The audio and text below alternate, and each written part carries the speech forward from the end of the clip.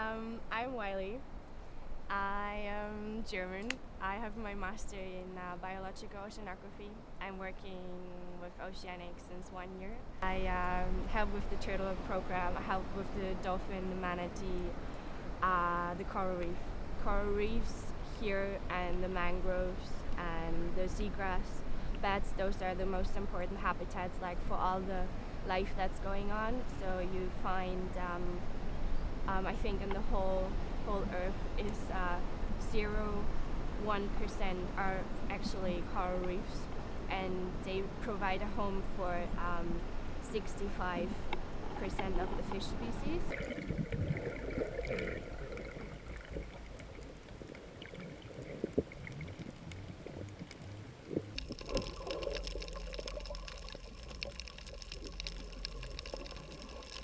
I'm Roberto Pott. I'm the Belize coordinator for Healthy Reefs for Healthy People. And so we're a science-based organization that has been working in the Mesoamerican reef ecoregion.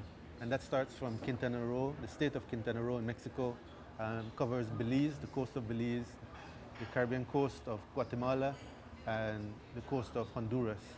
So those are the four countries that we refer to as the Mesoamerican reef ecoregion countries. We've also noticed is that an healthy reef,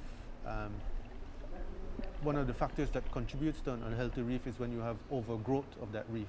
And so as communities and municipal areas, urban areas have developed along the coast, we've seen a lot of fleshy macroalgae growing on the reef, and it's been proven that that's directly linked to the amount of nutrients that have been put into the marine environment. And so the more algae you have means the less healthy your reef is. I always felt passionate about animals that get screwed by humans, basically. In general, we had coral cover between 40 and 60% in the region.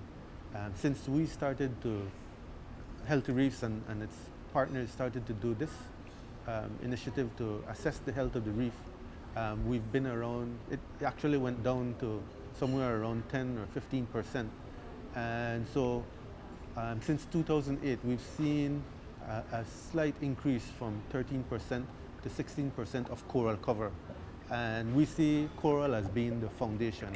It's the nexus, it's where everything starts, because fish use it as habitat, and it also becomes a larger barrier. And so the reef is really such a critical part of the ecosystem, because it then provides shaded areas for mangroves and seagrass to become established.